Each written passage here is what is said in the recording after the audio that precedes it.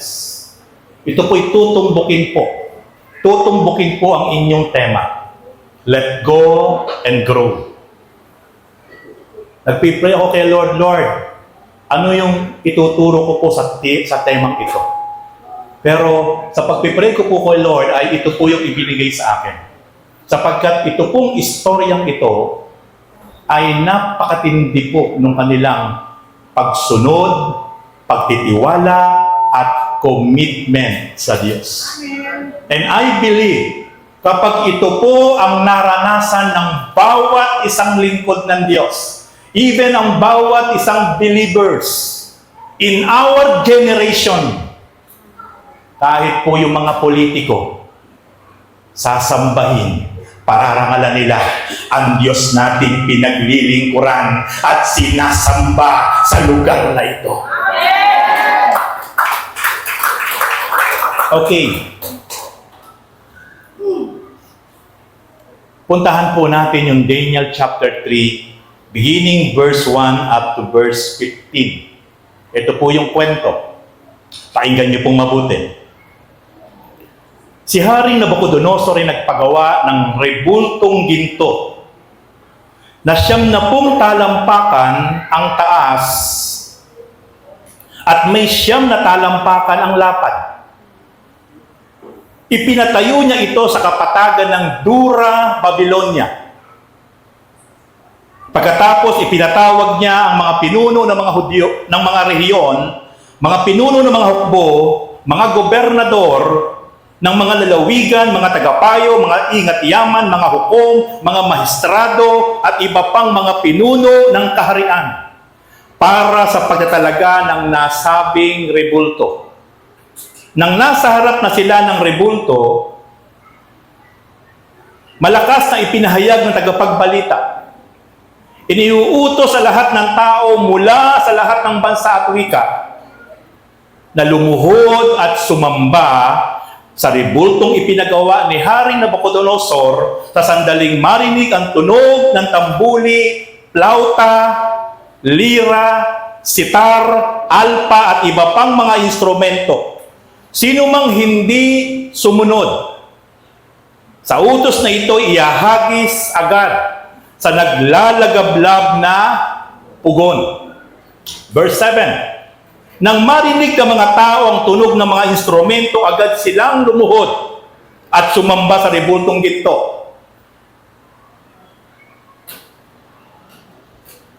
Ipinagawa ni Haring Nabucodonosor.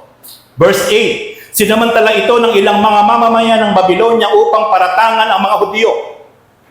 Sinabi nila kay Haring Nabucodonosor, mabuhay ang mahal na hari. Iniutos po ninyo na lumuhod at sumamba sa inyong rebultong ginto ang sino man makarinig sa tugtog ng mga instrumento.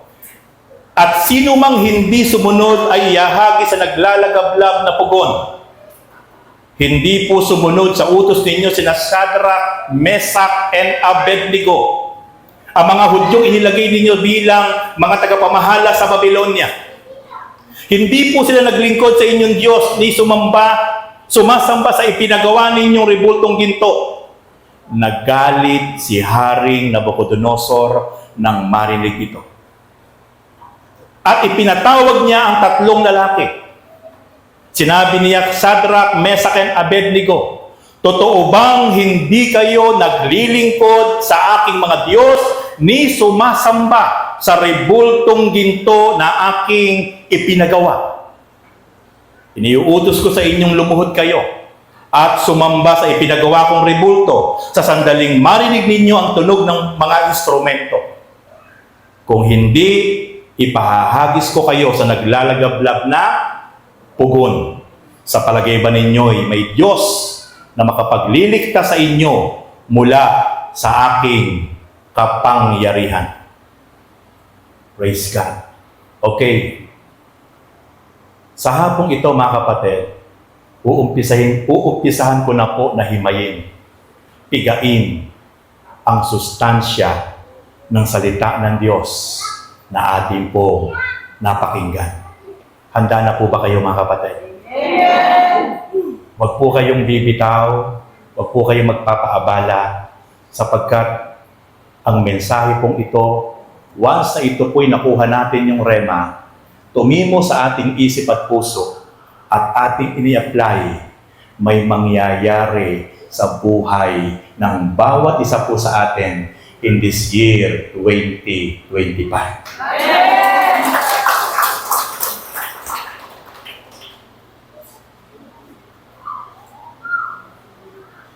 Okay.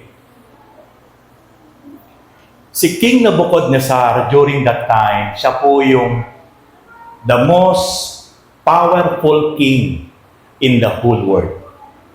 During that time, napaka-powerful po ni King Nebuchadnezzar. At kaya nga po merong utos doon na nung sabay-sabay na pong patutugtugin ng different instruments, libo-libo po yun, yung mga instrumentalist niya. Kaya sabi po doon ng tagapagpahayag na sa bawat aabutin makakarinig nito, kahit sa iba't ibang dako, iba't ibang bansa, ay kailangang magpatira pa, yumukod, lumuhod, at sumamba sa Diyos-Diyosang kanyang ipinagawa. Ganun po katindi ang authority and power ni King Nebuchadnezzar during that time. Alam niyo po ba yung Babylonia? Sa ating panahon po, ang Babylon po, yan po yung bansang Iraq. Yan po yung bansa ni Saddam Hussein.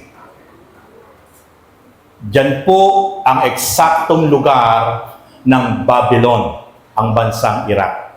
At doon po sa kapatagan po ng Babylonia that time, sa syudad ng Babylon, doon po sa Dura Babylonia ay doon po niya ipinatayo ang kanyang Diyos-Diyosang pinagawa. Ilan pong talampakan yung Diyos-Diyosan, mga kapatid?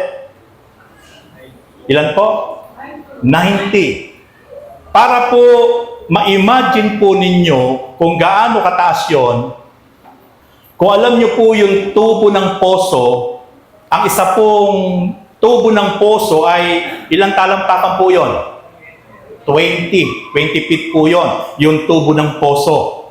And 90 feet po yung taas ng kanyang Diyos ang ipinagawa. Nangangailangan po tayo ng 4 na tubo ng poso at kalahati. Atin po yung pagdututong-tutungin at itatayo yung 4.5 na tubo ng poso. Mataas po ba, mababa? Mataas. At yung pong kanyang lapad, ilan po? 9. Ipakikita ko po sa inyo aktual yung lapad. Mula po dito ay ako po ay hahakbang para gusto ko po ma-imagine nyo 1, 2, 3, 4, 5, 6, 7, 8, 9. Ayun. Lagpas pa po sa guhit na ito, sa gitna na to, mula doon, ganyan po kalapad yung Diyos ang ipinagawa ni King Nebuchadnezzar. Ganyan po kalapad.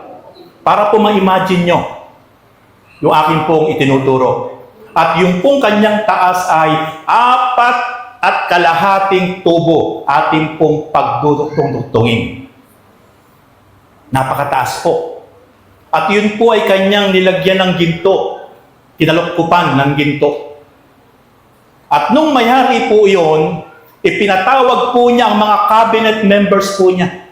Ang mga judge, ang mga secretary, ang kanyang mga tagapayo, lahat po yun ay ipinatawag niya.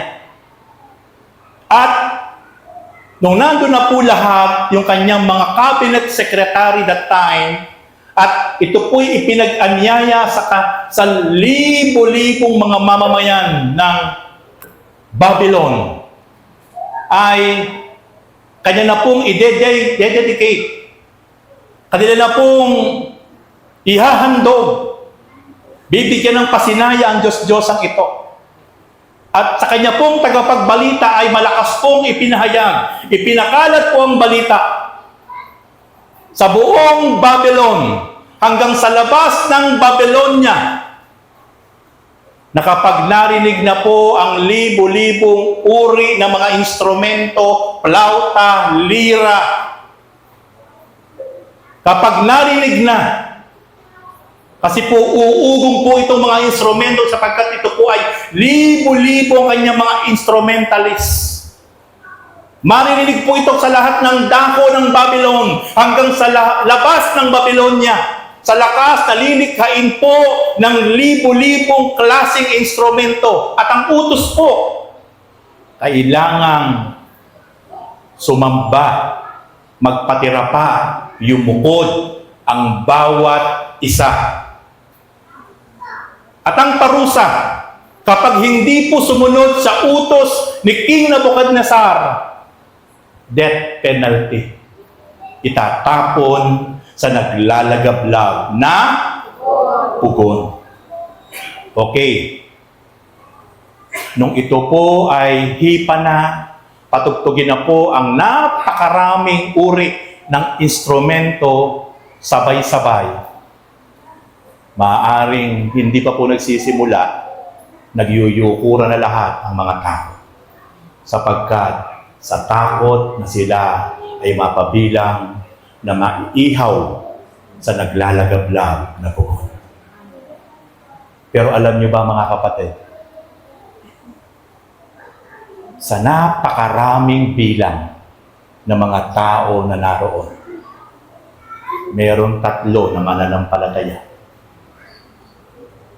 Nakatulad po natin, na kabataang lalaki ang hindi po sumunod sa utos ng hari. Alam niyo po ba sino yung 3 iyon? Si Shadrach, si Meshach, and Abednego. Sino po ba yung 3 ito? Makinig po kayo mabuti. Si Shadrach, Meshach, and Abednego, sila po ay high-ranking official ni King Nebuchadnezzar. Yung 3 pong itong kabataang ito ay kasama po mismo sa palasyo ni King Nebuchadnezzar. Kung ano yung kinakain ni King Nebuchadnezzar, kinakain nila. Sapagkat yung 3 pong ito ay nasa kanan at nasa kaliwa ni King Nebuchadnezzar. Kumbaga po sa presidente, ito po ay presidential spokesman ng presidente. Presidential secretary ng presidente. Ito po ang posisyon ni Shadrach, Meshach, and Abednego. At yung pribilehiyo na tinatamasa ni Shadrach, Meshach, and Abednego ay napakatindi. Sila po ay merong magandang tinutulugan na tirahan. Sila po ay may mga bantay na kapag sila po ay sasakay sa mga karwae at may pupuntahan, meron pong gwardya sa una at meron pong gwardya sa likod. Sapagkat sila po ay mga high-ranking official ng pinakamayaman at pinakamakapangyarihang hari that time. So it means, napakaganda po ang estado at sitwasyon at kalagayan ni Shadrach, Meshach, and Abednego. And even, napakaganda po ang tinatamasa na kanilang sweldo mula sa napakayamang kaharian sa paghahari ni King Nebuchadnezzar. Sapagkat sa panahon po ni King Nebuchadnezzar, hindi pinapansin ang mga pilak. Ang mga ginto po ay palamuti lang sa kanyang palasyo. At kaya kung ikaw ay isa sa kahit maging katulong lang sa kanyang palasyo, ay isang napakalaki na pong pribilehiyo. How much more kung ikaw ay magiging high-ranking official ni King Nebuchadnezzar that time. At yan po ang kalagayan, katayuan ng 3 kabataang lalaki during that time nang mag-utos po ang kanilang hari na lahat ng hindi yuyukod, hindi sasamba, hindi magpapatira pa, ay ihahagi sa naglalagablab na pugon. Makinig po kayo mabuti mga kapatid. Ang malaking problema po ng tatlo, yung kanilang hari na pinagsisilbihan that time ay isang pagan king. Hindi naniniwala sa Diyos na makapangyarihan sa lahat. Kaya nga po siya nagpagawa ng kanyang sariling Diyos-Diyosan. Pero ang malaking kaibahan, yung 30 Hebrew na ito na kabataan na si Shadrach, Meshach, and Abednego, sila pong tatlo ay mga born again. Totoong mananampalataya, totoong sumasamba, totoong naglilingkod, totoong nagpapahalaga sa Diyos na makapangyarihan sa lahat. The Almighty God in heaven, the exalted God, the Most High God, El Elyon. Pero makikita po natin, tinan niyo po, kung po kaya tayo ang nakalagay sa sitwasyon ng tatlo, tanungin ko po kayo, luluhod kaya kayo, sasamba kaya kayo sa Diyos-Diyosan? Ang sahod niyo po, 10 milyon isang buwan. Sige po, 10 milyon isang buwan sa ating kapanahunan ang sahod mo. Ang kinakain mo, breakfast lang po, steak.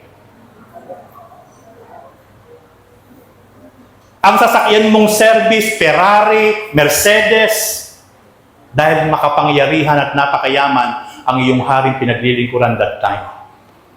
Meron kang mga bodyguard sa tuwing lalabas ka ng iyong tirahan na malapalasyo. Tapos iniutos ng hari mo na sumamba ka, yumukod ka, magpatira pa ka sa Diyos-Diyos ang kanyang ipinatayo, ipinagawa. Kapag hindi ka sumamba, yumukod, ihahagis ka sa naglalagablab na pugon. Muli ko po kayong tatanungin, sasamba kayo o hindi? Diba talagang marami talaga dito matatapang? Alam niyo mga kapatid, napakalaki po ang binaliwala ng 3 kabataang lalaki. Napakalaki po ang kanilang sahod, napakatindi po ang kanilang pribilehiyo. Sila po ay pinararangalan, dinadakila, iginagalang. Sila, una po ang hari, pangalawa na po sila. Kaya sila po ay pag lumabas po ng palasyo, meron po silang mga karuwahe, na during that time, ang karuwahe po sinasakyan lang po ng mga hari. Mga pambihirang dakilang tao, ang karuwahe. Ito po yung merong mga kabayong mola, 2 sa una, at merong pong gulong na 2. Yung po ang sasakyan during that time ng mga maharlika, ng mga hari at mga opisyal. Ito po ang sasakyan ng 3 magkakaibigang ito na sila Shadrach, Meshach at Abednego. Pero tingnan niyo po, binaliwala po nila ang katanyagan, kapangyarihan, kayamanan. Pero hindi po nila kayang baliwalain ang Diyos nilang nakilala na hindi nakikita pero nararanasan. Amen. Church, makikita po natin sa 3. Hindi po nila kaya na ipagpalit ang Diyos nila sa Diyos-Diyosan na ipinagawa ng kanilang hari. Kahit alam nilang hindi nagbibiro ang kanilang hari, pero ako po ay nung una ko po itong napagbulay-bulay, ako po ay nangliit sa aking pananampalataya sapagkat nakita ko po ang kakaiba nilang pananalig, pagsunod, pagtitiwala, at commitment sa kanilang Diyos na nakilala at pinaglilingkuran. Sa ating kapanahunan, marami pong Kristiyano kaya pong ipagpalit ang linggo sa trabaho. Tama, mali. Maraming Kristiyano in different churches. Marami pong kababaihan kayang ipagpalit ang pagsamba pag-araw ng linggo sa labada. Maraming Kristiyano kayang ipagpalit ang araw ng linggo dahil sa pag-aanak sa kasal. Maraming Kristiyano kayang ipagpalit ang pagpunta sa gawain ng Panginoon, ang pagsamba pag-araw ng linggo, nang dahil lang po sa mga okasyon. Napakaliit na dahilan na kalulungkot. Kaya po niyang bigyan ng kapigatian ang Diyos na kanyang nakilala. Let go and grow. Let go and grow.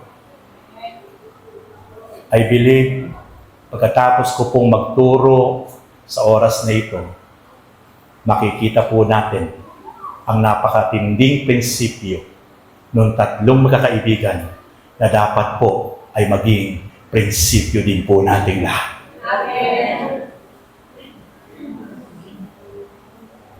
Pauto ko lang po sa inyo sa aking paglilingkod. Nung ako po yung mag-full time, nagkasakit po yung aking dalawang anak. Sabay. Yung aking pong anak na panganay na depress. Yung aking pong pangalawang anak na stress.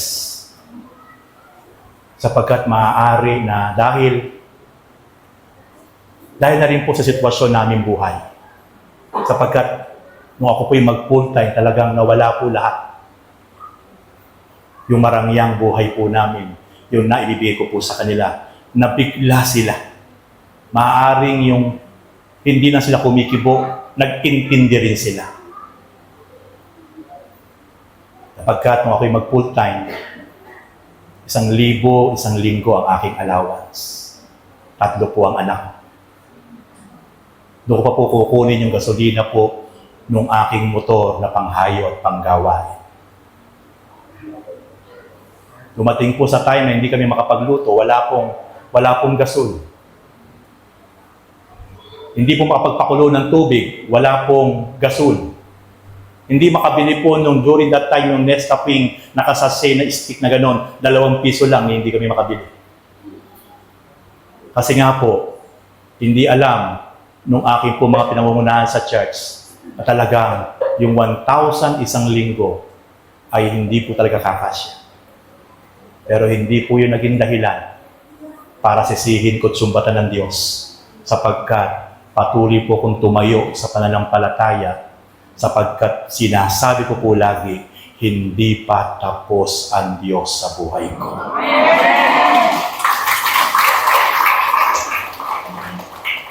Lagi ko lang pong sinasabi yan. Yan po lagi yung bukang bibig ko. Kapag dumadating po yung asawa ko na parang nararamdaman ko po, na siya po'y parang kinakalog na rin. Sapagkat mahirap po talaga sa isang asawa ng pastor na mag-budget na wala ka namang iba-budget. Dahil ko lang pong sinasabi, Han, tandaan mo, hindi pa tapos ang Diyos sa buhay natin. Dead end. Kung paanong biniyak ng Diyos ang Red Sea, kayang biyakin ng Diyos ang ating daan patungo sa promise niya. Amen. Ganyan po kung manindigan. Alam po yan ng Diyos. During that time, na ako po'y naglilingkod. Nagkasakit po yung 2 kong anak. Sabay. Inuwi ko po ng Pampanga yung panganay ko pong anak. Alam niyo po kung bakit ko po inuwi? Doon ko po dinala sa aking ganan kasama yung asawa ko. Ang dahilan po, para magpatuloy pa rin po ako maglingkod sa Diyos. Para maiwan sa Bulacan.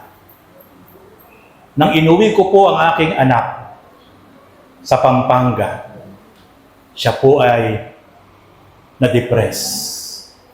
Yung anak ko naman po na nakatawa doon sa aming business. Meron pa po kaming business noon. Pagkatapos po ng bakery, mga beauty product sa Baliwag. Siya po yung nag-handle. sapagkat kami na nga pinagsimula na pong mag-focus sa ministry. Na-pressure naman po doon sa business. Sobra pong na-pressure. Kaya tumatawag po sa akin, yung anak kong bunso, Papa, umuwi kayo. Sapagkat si ate, ipinupukpok yung ulo doon po sa headboard ng kama. Gano'n po kasakit yun na bilang ikaw ay naglingkod sa Diyos, nag-full time. Yung mga anak ko ay, sapagkat hindi po ako madali ng kaaway, hindi po ako madali ng kaaway ni Satanas, hindi po niya ako maibagsak, sapagkat patuloy po ako naninindigan sa pananampalataya at pagtitiwala sa kabila po ng aming pinagdadaanan sa buhay. Yung mga anak ko po ang kanyang tinira. But, habang bumabiyahe po ako babalik ng Bulacan, patuloy po kaming nananalangin mag-asawa. Dumudulog sa Diyos. Halos liparin ko po from Pampanga, San Simon, papuntang Baliwag, sapagkat alam ko na hindi maganda ang sitwasyon ng aking anak na pangalawa. Sa kabila po ng paglilingkod ko sa Panginoon, iniwan ko po ang aking pong hanap buhay at negosyo. Ako po ay nag-full time sa Panginoon na wala pong halos biyaya na tinatamasa sapagkat nang ako po'y maglingkod sa Diyos, ako po'y hindi po nakatingin sa sweldo o ibibigay sa akin. Ako po'y nakatingin sa magagawa at kapangyarihan ng Diyos na po pwede niyang gawin sa buhay ko. Amen.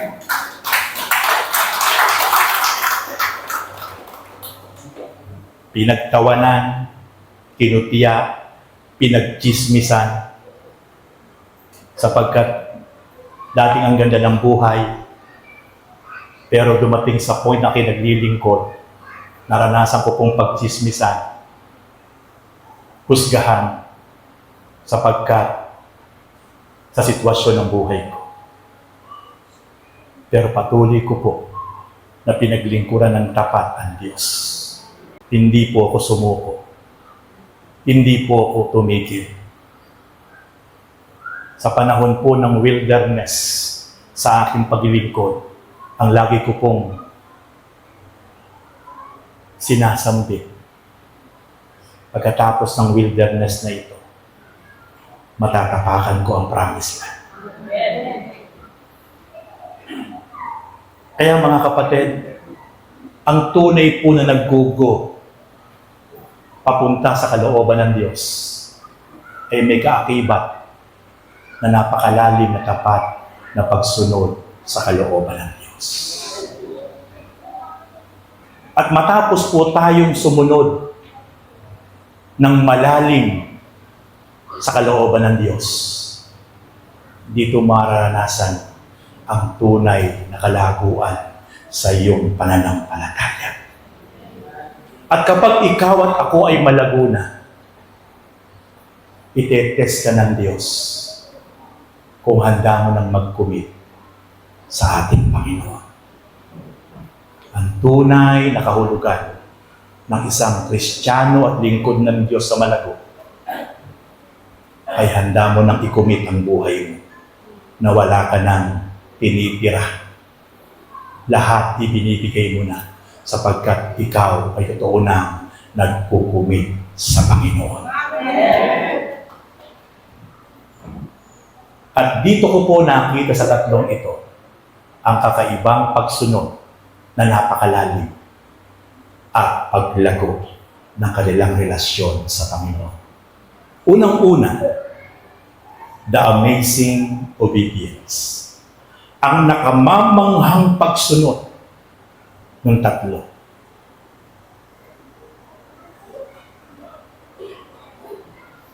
Nung sila po ay nasa harapan na ng Haring Nabucodonosor, sapagkat nagalit si King Nabucodonosor nang mabalitaan na for the first time, meron na bumaliwala, hindi sumunod sa kanyang utos. Hindi siya makapaniwala.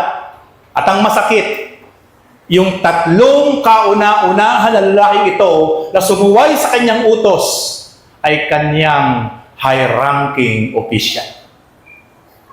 Kaya right on the spot, ipinatawag niya po yung tatlo. Sapagkat hindi siya makapaniwala na merong susuway, merong hindi susunod sa kanya bilang isa sa pinakamakapangyarihang hari that time. Ito po, nung nasa harapan na po ni King Nabucodonosor yung tatlo.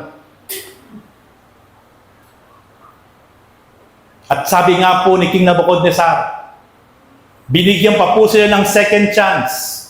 Sabi ni King Nabucodonosor, sa sandaling marinig nyo ngayon ang mga instrumento, kailangan nyong sumamba, yumukod at magpatira pa.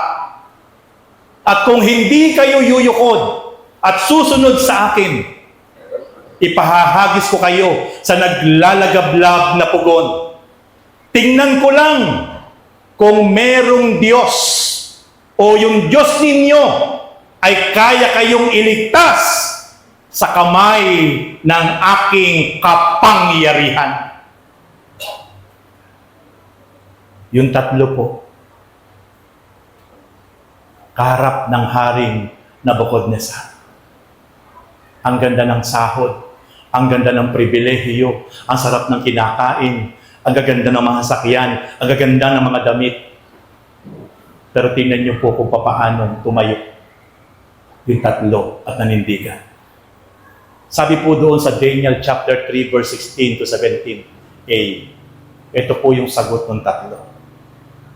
Sinabi ni Shadrach, Meshach, and Abednego, mahal na haring Nabucodonosor, wala po kaming masasabi sa inyo tungkol sa bagay na ito. Gawin po ninyo kung iyan ang gusto ninyo. Wow! Hindi ipinagtanggol, hindi nakiusap, hindi nagsumamo.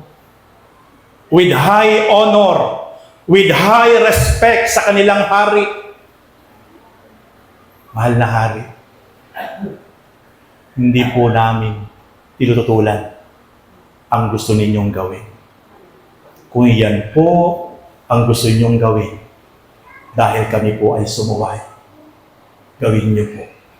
Hindi po kami tututol. Wow! Alam niyo po ba yung kanilang isinacrifice doon?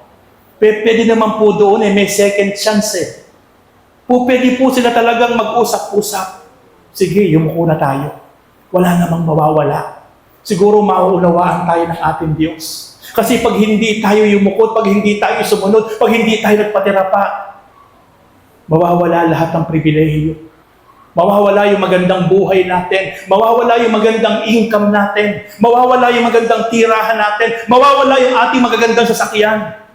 Luluhod lang naman tayo Pero kakaiba ang kanilang pagsunod. Amazing obedience. Ito po yung tunay na napakalalim na pagsunod sa harap ng Diyos. Church, let's go! Like Shadrach, Meshach, and Abednego. Gawin niyo po, mahal na hari. Pero patuloy po kaming susunod. Patuloy po naming ipaglalaban ang aming pananampalataya at pagpapahalaga sa aming Diyos na nakilala at pinaglilingkuran. Ito po yung gustong isigaw ng tatlo na nasa kaibuturan ng kanilang puso, damdamin, kaluluwa at kaisipan sa harap ng hari na hindi nila masabi. Gawin niyo po kung yan ang gusto ninyo. Hindi kami tututol. Pero mananatili po kami na susunod, magbibigay ng pagpapahalaga sa aming Diyos na nakilala at pinaglilingkuran. hindi po kami susunod sa inyong nais para sambahin ang Diyos-Diyosang ipinagawa ninyo.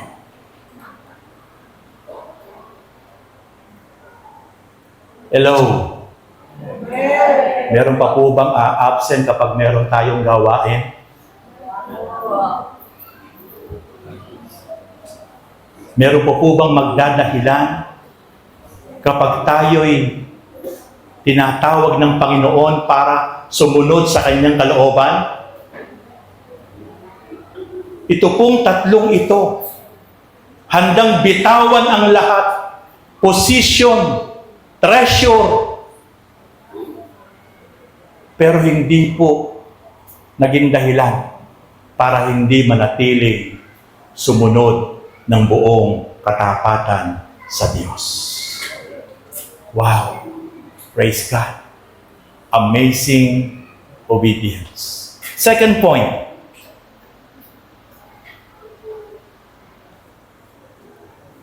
amazing trust. Nakamamangha yung kanilang pagtitiwala. Marami pong mananampalataya, maraming lingkod ng Diyos.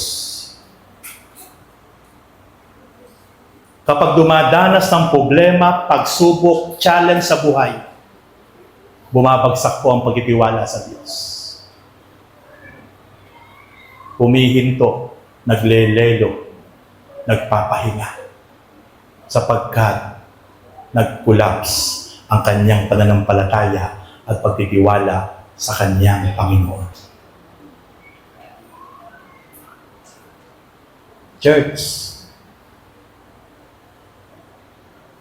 we need to stand our trust, the power of our Lord. Amen. Yung mahirap sa atin, nothing is impossible with our God. Kapatid, huwag kang mawawala ng pag-asa. Kapatid, sumusuong ka man, sumasagupa ka man sa bagyo, sumasagupa ka man sa matitinding pagsubok sa ngayon, sa panahong ito, pero huwag kang titigil na magpatuloy, na sumunod at magtiwala sa kapangyarihan ng Diyos na makapangyarihan sa lahat. Jeremiah 32 verse 27, the God said, I am the Lord, the God of all mankind. Is anything too hard for me? Sinabi po yan ng Diyos.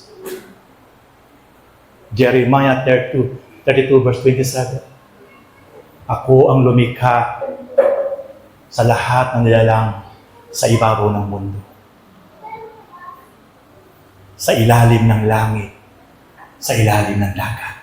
Ako ang makapangyarihan Diyos na lumikha sa ating lahat. Siya ang lumikha. Kaya sabi niya, walang bagay na mahirap sa akin. Amen. Kaya kapatid, paano kang hindi magtitiwala sa Diyos? Paano kang susuko kahit anong challenge, kahit anong trials, kapatid, huwag kang susuko, huwag kang bibitaw, huwag kang hihinto, magpatuloy ka lang sumunod ng tapat, magpatuloy ka lang magtiwala sa kapangyarihan ng Diyos, at ang Diyos ay gagawa at kikilos sa buhay mo, sa buhay ko, sapagkat ito lang iniintay ng Diyos, ang ating pananampalataya at pagtitiwala sa ganyang magagawa sa ating mga buhay. Sabi po ng tatlo sa Jeremiah, Daniel chapter 3 verse 17, sabi po nila, ang Diyos na aming pinaglilingkuran, ang magliligtas sa amin sa naglalagablak na pugon, at mula sa inyong kapangyarihan. Can you imagine, masabi po ng tatlong ito, sa pinakamatapang at makapangyarihang hari, sinabi ng tatlo, ang Diyos na aming pinaglilingkuran, ang magliligtas po sa amin, mahal na hari.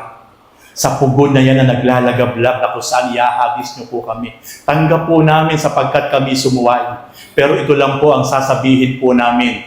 Ang Diyos namin pinaglilingkuran, ang siyang magliligtas sa amin sa pugon na yan, pati sa inyong kapangyarihan.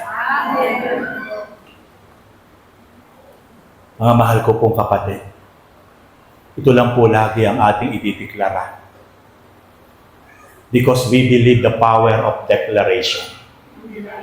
Amen? Amen! Kung ano po yung ating laging dinideklara, kung ano po yung ating laging kino-quote na pangako ng Diyos, ito'y magaganap at mangyayari kapag yan ay pinagtitiwalaan mo, pinalalampalatayanan mo na magagawa yan ng Diyos sa buhay mo. Sabi ng tatlo, ililigtas kami ng aming Diyos sa napakainit na pugon na yan, mahal na amin. Sige po, ihagis niyo po kami, handa kami. Pero ito lang po ang sasabihin namin. Meron kaming Diyos na hindi nakikita, pero magagawa ang lahat ng bagay. Amen? Amen. Mga kapatid, naniniwala po ba kayo na yung ating Diyos na pinaglilingkuran, yung ating Diyos na sinasamba sa lugar na ito, sa loob at labas ng church na ito, ay Diyos din ni Shadrach, Meshach at Abednego? Amen! The same! Amen! Praise God! Kaya nung marinig po nung hari iyon, namula po yung kanyang punong tainga. Lalo pong nagalit si King Nebuchadnezzar. Ito po yung ikatlong puntos. Ito po yung mas matindi doon sa tatlo. The amazing commitment.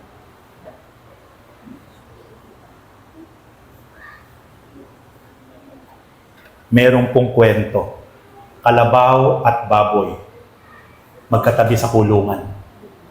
Yung kalabaw nagrereklamo na. Sabi po nung kalabaw sa baboy, kaibigang baboy, napapagod na ako.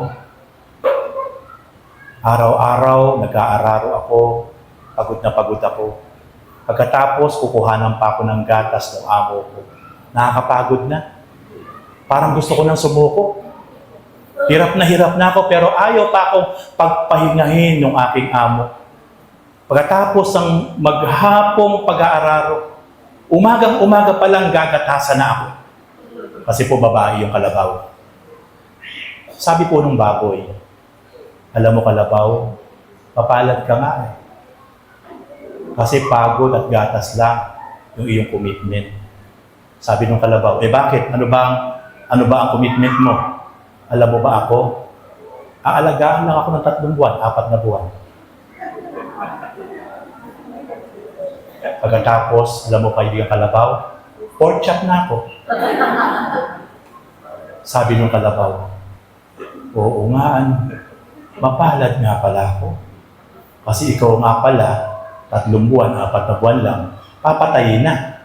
Iba-barbecue na. Samantalang ako, pagod at gatas lang. Salamat kaibigang baboy. Masyado ako na-inspire. Hindi pala ako dapat magreklamo. Church, ang tunay pong malalim na commitment,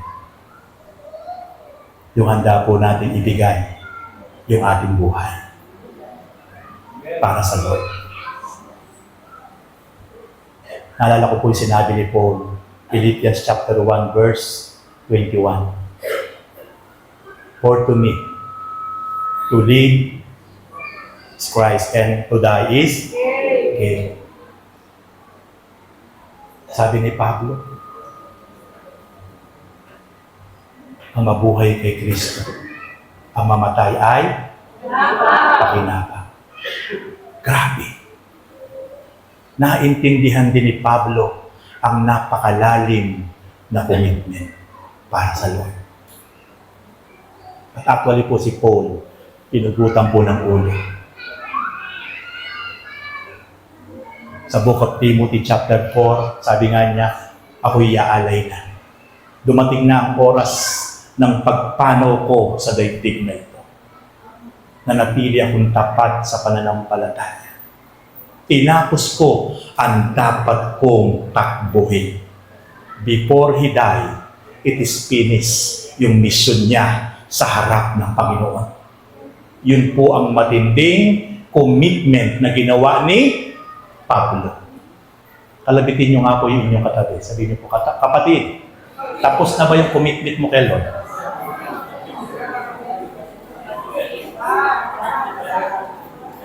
Sabi po nung katabing isa, hindi pa akong sisimula eh.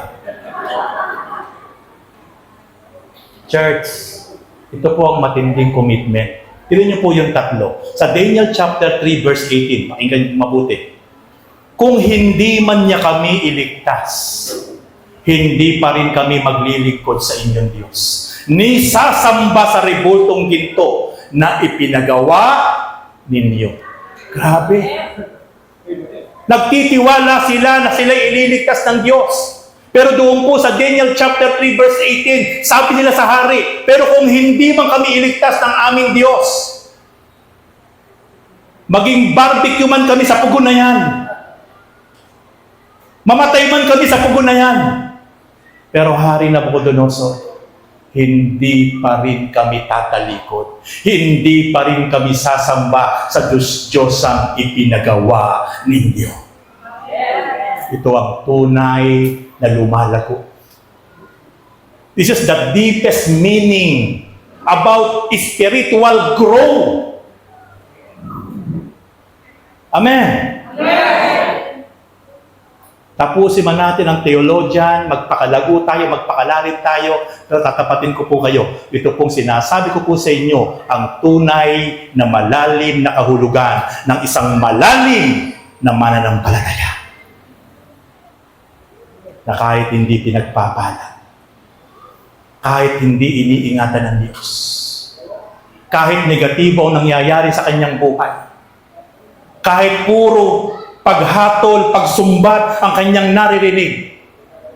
Pero magpapatuloy na magpaparangal, maglilingkod, magiging tapat, magiging masigasig, sapagkat ito ang nais na makita ng Diyos sa buhay ng bawat isa po sa atin. This is the deepest meaning about spiritual growth. Without complaint, without murmuring. Kahit pangit ang naririnig mo, kahit wala kang tinatamasang pagpapala sa ngayon, kahit puro pagsubok, problema, puro trials ang nararanasan mo, kapatid, pero hindi ka bibitaw.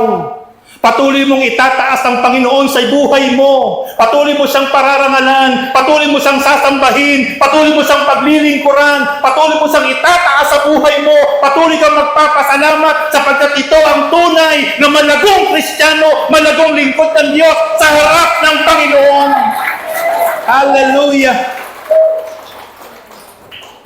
Let go and grow.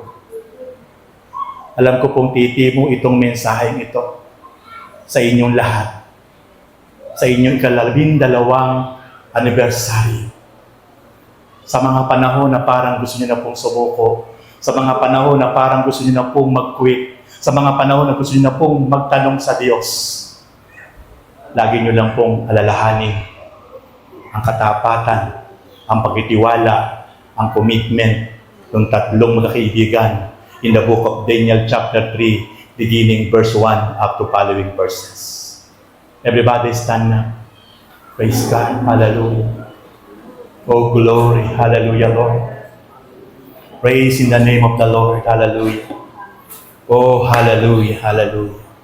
Praise God. Praise Jesus. Alam niyo po, hindi ko na po tinapos. Sa bandang huli po noon, alam niyo po ba ang nangyari?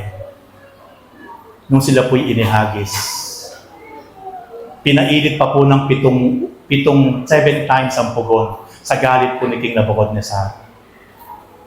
At tinawag po ni King Nabucodonosor ang kanyang malalakas na mga tauhan. Sa sobra pong init ng pugon, sapagkat sa galit po ni King Nabucodonosor, na hindi po niya maisip for the first time in his life, ay naka-encounter siya ng ganitong mga tao na hindi siya sinunod sa kanyang utos. Sabi niya, painitin niyo pa ang pugon ng 7 beses. Pag-apoy nyo ng 7 beses ang pugon, katungan nyo pa. Sa sobra pong lakas ng apoy at init ng pugon, lumalabas na po yung apoy doon sa urno sa pugon. Itinali po, iginapos po yung 3 mga kaibigan na hindi hinuhubad ang mga damit. Listen carefully. Pasan-pasan po ng 3 malalakas na tauhan ni King Nabucodonosor yung 3. Alam niyo po ba nangyari? Nung inihagis po yung 3, pagbagsak po nila sa apoy, ang una pong namatay, yung mga tauhan ni King Nabucodonosor, sinipa ng napakalakas na voltahe ng init ng pugon. Kapag nakita po ng Diyos ang ating pong tunay na pagsunod, kapag nakita po ng Diyos ang ating pong tunay na pagtitiwala sa Kanya, kapag nakita po ng Diyos sa ating mga buhay ang ating malalim na commitment sa Kanya, ipagtatanggol ka ng Diyos. Isaiah chapter 41 verse 10, sabi ng Diyos, huwag kang mangangamba, huwag kang matatakot, sapagkat ako ang iyong Diyos.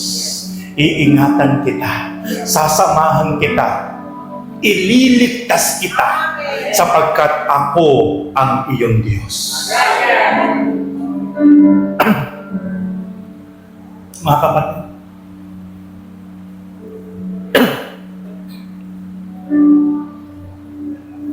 nung makita ng Diyos yung matinding pagsunod ng 3, pagtitiwala, at kanilang commitment, ang kauna-unahang ginawa ng Diyos, kung sino yung mga taong naghagi sa kanila, ito yung unang napahamak. Pagbagsak nila sa pugon, nakita ng hari, lumalakad sila sa apoy, at nagsugo ang Diyos ng kanyang anghel mula sa langit. Naniniwala po ba kayo na mayroon pong angel from the Lord? Angel from heaven. Nagsugo ang Diyos ng anghel doon sa pugon upang ingatan, proteksyonan yung 3. Nakita ito nung hari. Napabalikwas siya mula sa kanyang upuan. Hindi ba 3 lang yung ating inihagis? Bakit 4 ngayon silang lumalakad? At tila yung isa'y anak ng Diyos. Lumapit po siya sa hurno, sa pugon. Tinawag niya po si Shadrach, Meshach at Abednego. Shadrach, Meshach, and Abednego. Halika kayo. Tingnan niyo po mga kapatid na nagagawa po ng matinding pagsunod. Matinding pagtitiwala sa Diyos. Matinding commitment sa Diyos. Isang malupit na hari. Isang pagan king. Pero alam niyo po ba, napahinuhod. Na-amaze siya. Nakita niya kung gaano ka-powerful yung Diyos na ipinapahayag ng kanyang mga tauhan. Kaya kanya ipinahayag. Walang magsasalita ng pangit. Walang hahatol. Walang huhusga. Sa Diyos ni Shadrach, Meshach, and Abednego. Sapagkat walang tulad na Diyos sa Diyos ni Shadrach, Meshach, and Abednego. Kapag nakakita ang Diyos ng tunay at malalim na pagsunod sa bawat isa po sa atin, kahit po mga leader ng ating bansa na walang pinikilalang Diyos, sila po ay maboborn again at makakakilala sapagkat makikita po nila kung gaano ka-powerful ang ating Diyos na pinaglilingkuran. And then after that, alam niyo po nangyari, ipinromote yung 3. itinaas pa sa posisyon ni King Nabucodonosor. Sino po dito gustong ma-promote sa kami? Hallelujah. Mga kapatid, this is the secret of promotion. Amen. This is the secret of promotion comes from our God. Kapag nakakita ang Diyos, kapag nakita niya sa ating buhay, na handa tayong sumunod ng tapat. Handa tayong magtiwala. Hindi tayo kayang suhulan. Hindi tayo kayang maapektuhan. Kahit anong uri ng sitwasyon, negative situation, trials, challenges, problems ng buhay. At patuloy tayo nagkukumit sa pagsunod sa kalooban ng Diyos. Babagsak ang promotion sa buhay mo at sa buhay ko. Hallelujah. Everybody raise your hands and close your eyes. Heavenly Father, thank you so much for this moment, O God. Sa paggamit niyo po sa inyong abang lingkod. Ito po sa church na ito, the Church the Most High God. Lord, I declare favor upon favor. Yes, Lord. I declare blessing upon blessing. I declare promotion upon promotion sa buhay ng bawat isang kapatid. Within this year, nalalakad according this message. Even ang inyong mga lingkod sa pamumuno po ni Pastor Edgar Quinto at ng kanyang mga outreaches pastors, sa buhay ni Tita Margie, sa buhay ng mga leaders, sa buhay ng bawat isang babae at lalaki. I declare and I claim it, Father God, in the name of Jesus Christ, by the power of the Holy Spirit. Within this year, 2025, the overflowing highly favor, the overflowing blessing, the overflowing promotion ay mangyayari at magaganap sa buhay ng bawat isa. Salamat, Lord, sapagkat mahal na mahal niyo po ang bawat isa po sa amin. Ito po ang word niyo po sa amin, O God. Let's go and grow. At ipinaunawa niyo po sa amin ang napakalalim na kahulugan ng pagsunod at paglago sa inyong harapan. Thank you so much, Father God. Maraming salamat. Pinupuri po namin kayo. Pinasasalamatan po namin kayo, O God. And I believe, Father God, pinuspos niyo po't pinagpala ang buhay ng bawat isa po sa amin sa hapong ito, Panginoon. Pansamantala po kaming lilisan sa lugar na ito mamaya, O God, na baon-baon po namin, Lord, ang inspirasyon mula sa inyo. At lahat po kami ay sama-sama, nakahakbang, lalago, magkukumit, susunod ng buong kapakumbabaan, buong katapatan sa inyong harapan. Thank you so much, Father God. We back to you all honor, all glory, all praises in Jesus' mighty name. Everybody shout, Amen! Amen! Amen! God richly bless you. Maraming salamat.